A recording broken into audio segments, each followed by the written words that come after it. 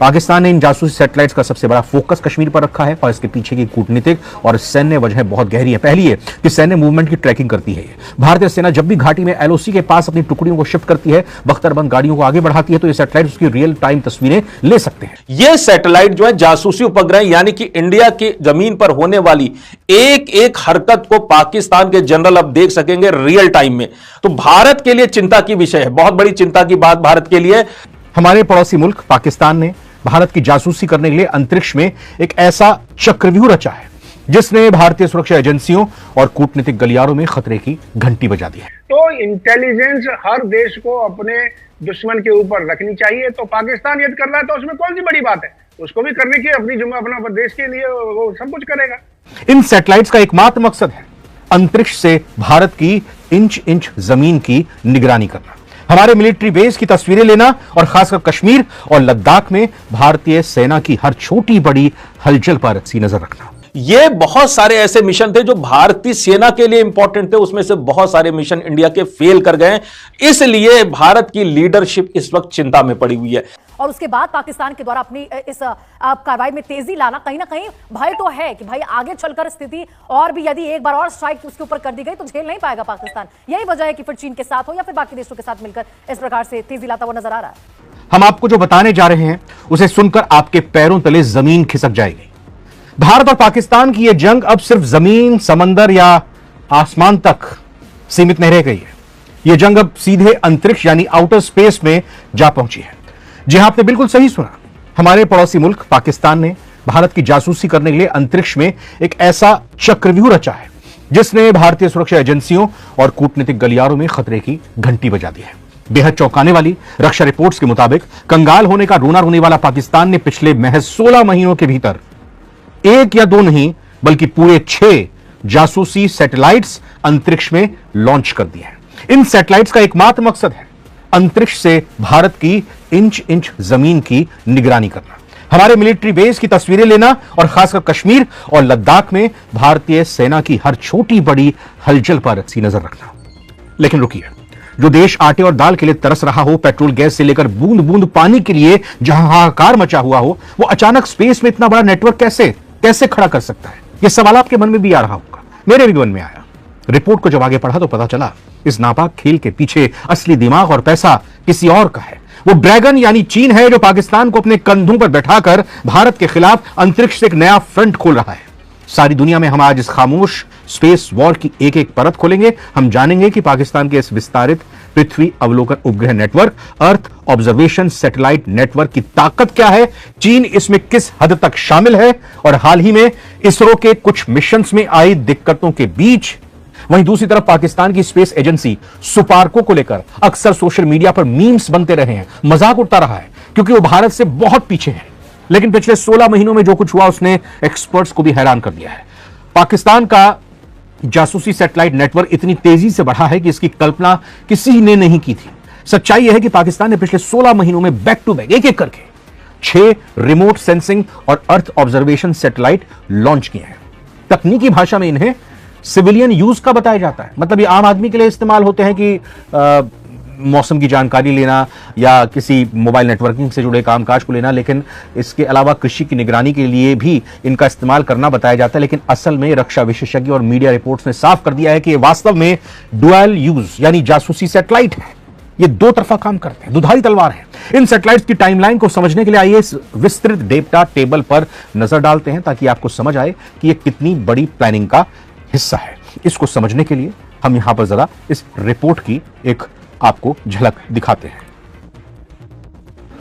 तो पाकिस्तान की तरफ से ये एक्सटेंडेड अर्थ ऑब्जर्वेशन कॉन्स्टलेशन पिछले 16 महीने में 6 लॉन्च किए जा चुके हैं। जून 2026 तक एक्टिवेट करने का इनका टास्क है और भारत के सैन्य ठिकानों की हाई रेजोल्यूशन मैपिंग और लाइव ट्रैकिंग की इनकी जिम्मेदारी है, विशेष तौर पर जम्मू कश्मीर, लद्दाख, एलएसी और पश्चिमी सीमा पर यानी जो राजस्थान और गुजरात का बॉर्डर है वहां पर भारतीय फॉरवर्ड पोस्ट की पूरी निगरानी करने का मकसद इन सैटेलाइट्स का है। इसकी फंडिंग चीन से हो रही है। रॉकेट टेक्नोलॉजी और लॉन्च पैड की पूरी मदद चीन की तरफ से की गई है, बिल्कुल गुपचुप तरीके से, गोपनीय तरीके से। बीजिंग का direct military satellite data linkage भी है इसके साथ, यानी कि पाकिस्तान का यह सैटेलाइट लेकिन डेटा शेयरिंग दोनों ही नेटवर्क की तरफ से या कहेंगे दोनों ही देशों की तरफ से की जा रही है। अब इस नेटवर्क का नाम है विस्तारित पृथ्वी अवलोकन उपग्रह नेटवर्क।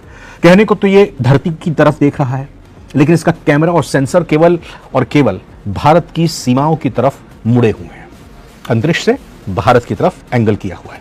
रिपोर्ट्स बताती है कि पाकिस्तान ने कदम भारत की खुफिया क्षमताओं की बराबरी करने के लिए उठाए हैं, ताकि युद्ध या किसी बड़े तनाव की स्थिति में उसे भारतीय सेना की रणनीतिक पोजीशन का पहले से पता चल सके। अब सवाल उठता है कि पाकिस्तान इन 6 सैटेलाइट्स के जरिए भारत के किस हिस्से पर सबसे ज्यादा फोकस कर रहा है। तो जवाब है साफ तौर पर जम्मू कश्मीर और लद्दाख की बर्फीली चोटियां। पहाड़ी इलाकों में जंग का एक सीधा नियम होता है, जो ऊंचाई पर होगा जीत उसी की होगी। पहले के समय में ऊंचाई का मतलब केवल पहाड़ों की चोटी होता था, लेकिन आज के डिजिटल दौर में ऊंचाई का मतलब है अंतरिक्ष, स्पेस। जो अंतरिक्ष से नीचे देख रहा है उसके पास सबसे सटीक जानकारी रियल टाइम में मिलती है। पाकिस्तान ने इन जासूसी सैटेलाइट्स का सबसे बड़ा फोकस कश्मीर पर रखा है, और इसके पीछे की कूटनीतिक और सैन्य वजह बहुत गहरी है। पहली है कि सैन्य मूवमेंट की ट्रैकिंग करती है। भारतीय सेना जब भी घाटी में एलओसी के पास अपनी टुकड़ियों को शिफ्ट करती है, बख्तरबंद गाड़ियों को आगे बढ़ाती है, तो ये सैटेलाइट उसकी रियल टाइम तस्वीरें ले सकते हैं। दूसरा, एयरबेस और इंफ्रास्ट्रक्चर की निगरानी। श्रीनगर हो, अवंतीपोरा हो, जम्मू और लद्दाख के न्योमा और लेह एयरबेस पर भारत के कौन से लड़ाकू विमान जैसे राफेल है या MiG-29 है इस वक्त तैनात है। उनकी हर पल की पोजीशन इन सैटेलाइट्स के रडार पर आ रही है। कितनी इनकी संख्या है वो इसका अंदाजा लगा पा रहे होंगे। घुसपैठ के सुरक्षित रास्ते खोजना भी एक टास्क है इसका। जब पाकिस्तानी सेना को यह पता होगा कि भारतीय सेना की पेट्रोलिंग पार्टी किस समय किस ग्रिड में मौजूद है, कब वो निकलती है, कब वो वापस लौटती है, तो आतंकियों को घुसपैठ कराने के लिए खाली रास्तों का इस्तेमाल करने की कोशिश कर सकते हैं। सीधे शब्दों में कहें तो पाकिस्तान भारत की इंच इंच जमीन को नाप रहा है। वो हमारे डिफेंस मैकेनिज्म की कमजोरी को ढूंढने की फिराक में है, ताकि किसी भी आपात स्थिति में वो भारत को बड़ा सरप्राइज दे सके। अब आते हैं उस पूरी खबर पर, सबसे खतरनाक और अहम हिस्से पर, यानी इसका चाइना एंगल क्या है। तो हम सब जानते हैं कि पाकिस्तान की आर्थिक स्थिति इस वक्त क्या है। सरकारी कर्मचारियों को सैलरी देने के पैसे नहीं है, IMF से भीख मांगनी पड़ रही है। वहां करोड़ों अरबों डॉलर का स्पेस प्रोग्राम चलाना बिना किसी गॉडफादर के मुमकिन हो ही नहीं सकता। और वो गॉडफादर कोई और नहीं बल्कि चीन है। हमने शुरुआत में ही आपको बता दिया था। एक्सपर्ट्स का कहना है कि यह सुपार्को का स्वतंत्र मिशन नहीं है, बल्कि यह चीन का एक प्रॉक्सी स्पेस प्रोग्राम है। चीन इस पूरे खेल में पाकिस्तान को मोहरा बनाकर इस्तेमाल कर रहा है। चीन ने पाकिस्तान को न सिर्फ अपने लॉन्ग मार्च रॉकेट्स और लॉन्च पैड्स दिए, बल्कि इन सैटेलाइट्स के भीतर लगे हाईटेक ऑप्टिकल सेंसर्स और सिंथेटिक एपर्चर रडार सार टेक्नोलॉजी भी पूरी तरह चीनी मिलिट्री ग्रेड को दी है। इसका मतलब यह हुआ कि ये सैटेलाइट घने बादलों, भारी बारिश और रात के घने अंधेरे में भी भारत की धरती की साफ तस्वीरें ले सकते हैं। दुनिया को पता भी नहीं चला और इंडिया और पाकिस्तान का स्पेस वार शुरू हो गया। जी हां, पिछले 16 महीनों में पाकिस्तान ने इंडिया के खिलाफ एक के बाद एक 6 सैटेलाइट अंतरिक्ष में लॉन्च कर दिए हैं। और ये जो सैटेलाइट पाकिस्तान ने इस बार भेजे, ये कोई आम उपग्रह नहीं है। यह सैटेलाइट जो है जासूसी उपग्रह, यानी कि इंडिया की जमीन पर होने वाली एक एक हरकत को पाकिस्तान के जनरल अब देख सकेंगे रियल टाइम में। तो भारत के लिए चिंता की विषय है, बहुत बड़ी चिंता की बात भारत के लिए। लेकिन जहां एक तरफ पाकिस्तान के एक के बाद एक सैटेलाइट लॉन्च हो रहे हैं, वहीं हमारी तरफ से अगर भारत की तरफ से देखें तो भारत के बड़े बड़े मिशन इस बीच में फेल हुए हैं। चाहे हमारे जासूसी उपग्रह हो, चाहे नेविगेशन के सैटेलाइट के उपग्रह हो, ये बहुत सारे ऐसे मिशन थे जो भारतीय सेना के लिए इंपॉर्टेंट थे। उसमें से बहुत सारे मिशन इंडिया के फेल कर गए। इसलिए भारत की लीडरशिप इस वक्त चिंता में पड़ी हुई है। ये स्पेस रेस है, स्पेस वॉर है, इसमें अगर इंडिया पाकिस्तान से पीछे छूट गया, पीछे रह गया, तो भारत के लिए संभलना बड़ा मुश्किल हो जाएगा। क्योंकि पाकिस्तान को हमेशा सपोर्ट करता आया है चीन, जो कि स्पेस के मामले में भारत से 2 कदम आगे है। तो भारत के लिए बड़ी ही चिंता का विषय है। और इस बार जो पाकिस्तान में, सब लोगों को पता है कि जैसे भारत में इसरो है, वैसे ही पाकिस्तान में जो स्पेस से संबंधित संस्था है उसका नाम है सुपार्को। अब ये सुपार्को की खास बात क्या है, इसके बारे में जितना कहा जाए उतना ही कम है। 1990 में, सोचिए आज से 35 साल पहले इन्होंने सबसे पहला अपना सैटेलाइट लॉन्च किया था, नाम था भद्र1।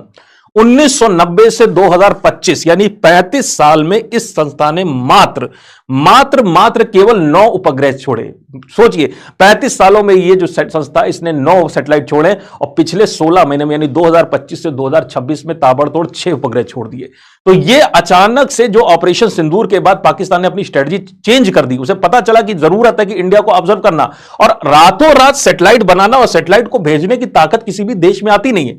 तो पाकिस्तान को सपोर्ट कौन कर रहा है? तो जाहिर सी बात है इस बार भी हमेशा की तरह भारत का जो सबसे बड़ा दुश्मन देश है वो है चीन। और चीन की गवर्नमेंट ने पाकिस्तान के जितने भी सैटेलाइट्स है, सारे सैटेलाइट मैन्युफैक्चर किए, और इसको लॉन्च करने का जो मुश्किल काम है वो भी चाइना की गवर्नमेंट कर रही है। ये जितने 6 के 6 सैटेलाइट्स है, ये सारे सैटेलाइट चाइना की गवर्नमेंट ने ही लॉन्च किए, बनाए। बस इस पे ठप्पा सुपारको का लगा दे कि भैया पाकिस्तान ने बनाया, बस हमने लॉन्च किया है। अब ये जितने भी सैटेलाइट्स हैं, ये सारे के सारे जासूसी उपग्रह, और एक से बढ़कर एक उपग्रह ये बनाए गए हैं। ये कोई 100, 150 या 50 किलोग्राम वजनी उपग्रह नहीं कि छोटे वाले सैटेलाइट है। इसमें से कुछ सैटेलाइट तो ऐसे हैं जिनका वजन 500 किलोग्राम से भी ज्यादा भारी है। तो ये सैटेलाइट इंडिया की जो जमीन है, भारत की जमीन है, उसकी रियल टाइम में ऐसी ऑर्बिट्स में इनको रखा गया कि मैक्सिमम टाइम ये भारत के ऊपर बने रहे, और भारत की एक एक इंच जमीन जो है उसकी मैपिंग करते रहे। उस पर अगर जमीन पर कोई भी हरकत हो रही है, कोई भी मूवमेंट हो रहा है, तो उसका पता रियल टाइम में पाकिस्तान को पता चले। और साथ ही साथ इसमें जो एक उपग्रह है वो तो ऐसा बना दिया गया कि उसके अंदर आर्टिफिशियल इंटेलिजेंस है, यानी मौसम कैसा भी हो, किसी भी तरह की स्थितियां हो, उसके द्वारा जो प्राप्त हुई इमेजेस हैं वो हमेशा हाई क्वालिटी की पाकिस्तान की जनरलशिप को मिलने वाली है। आज भारत हर तरीके से सक्षम है, और आप देखिए 5 तरीके के आपका इंटेलिजेंस सिस्टम है। एक तो आपका ह्यूमन इंटेलिजेंस है, दूसरा अर्थ ऑब्जर्वेशन यानी अर्थ के ऊपर हम किस प्रकार से देख सकते हैं, तीसरा जो है कम्युनिकेशन है, किस प्रकार से कम्युनिकेशन किया जा सकता है पूरे विश्व के अंदर और जो सैटेलाइट के माध्यम से है, फिर नेविगेशन किस तरीके से किया जा सकता है, फिर अर्थ ऑब्जर्वेशन यानी ग्राउंड के ऊपर चलता हुआ आदमी, उसके हथियार, उसके गाड़ियां, उसका साजो सामान या पीछे से क्या मूवमेंट हो रहा है वो, और किस प्रकार की सारी चीजें हैं। उसके अलावा सोशल इंटेलिजेंस, आजकल जो डिजिटल इंटेलिजेंस है, जिससे पता चलता है कि देश के अंदर व्यवहारिक रूप से, सामाजिक रूप से, आर्थिक रूप से क्या क्या गतिविधियां चल रही हैं, उसके ऊपर इंटेलिजेंस, उसके इलेक्ट्रॉनिक इंटेलिजेंस। तो ये सारे सिस्टम हैं। भारत ने भी, हमारे पास में तकरीबन 130 सैटेलाइट इस प्रकार के हैं जो इन चीजों के ऊपर निगरानी रख रहे हैं। तो यानी कि गोपाल जी, भारत की जो मौजूदा स्पेस सर्विलांस क्षमता है, क्या पाकिस्तान के इस नेटवर्क को यहां पर विफल करने में कहे या फिर प्रभावी तरीके से जवाब देने में सक्षम है? देखिए, एक सहयोगी देश हर तरीके से सहयोग करता है। आप देखिए, हमारे पास में सक्षमता है कि यदि नहीं होती तो ऑपरेशन सिंदूर के दौरान सटीक तरीके से एक एक चीज को निगरानी रखते हुए उसको ठोका गया, उसको बर्बाद किया गया। आप सर्जिकल स्ट्राइक 1 ले लीजिए, उसके अंदर जो जो जहां से हम गए थे, जहां पर हमने स्ट्राइक किया था, एक एक चीज हमें पता है, और उसी तरीके से उसे कार्रवाई की गई। बालाकोट में स्ट्राइक हुई, एक एक यानी जगह का निशाना पता था और सही वही निशाने किए गए। तो हमारे पास में ये कहना कि हमारे पास में इलेक्ट्रॉनिक इंटेलिजेंस या सैटेलाइट इंटेलिजेंस नहीं है, ऐसा कहना उचित नहीं होगा। हाँ, इसमें प्रगति करने की आवश्यकता है। रही बात कि आज के समय पर आज इस प्रकार की टेक्नोलॉजी अवेलेबल है कि यदि कोई गाड़ी के अंदर भी बैठा हुआ है, गाड़ी के अंदर क्या क्या सामान है, उसके अंदर उसके चेहरा तक वो क्या बात कर रहा है, वो सारी चीजें यानी सामने आ जाती हैं। तो इंटेलिजेंस हर देश को अपने दुश्मन के ऊपर रखनी चाहिए। तो पाकिस्तान यदि कर रहा है तो उसमें कौन सी बड़ी बात है, उसको भी करने की अपना देश के लिए वो सब कुछ करेगा। तो हमारे अंदर यदि एक है कि भारत क्या नहीं कर रहा, भारत बिल्कुल आप सही बोल रहे हैं गोपाल जी कि सभी देश अपने अपने लिए करते हैं, लेकिन वही बात है ना कि ऑपरेशन सिंदूर यहां पर हुआ है और उसके बाद पाकिस्तान के द्वारा अपनी इस कार्रवाई में तेजी लाना, कहीं ना कहीं भय तो है कि भाई आगे चलकर स्थिति और भी यदि एक बार और स्ट्राइक उसके ऊपर कर दी गई तो झेल नहीं पाएगा पाकिस्तान। यही वजह है कि फिर चीन के साथ हो या फिर बाकी देशों के साथ मिलकर इस प्रकार से तेजी लाता हुआ नजर आ रहा है।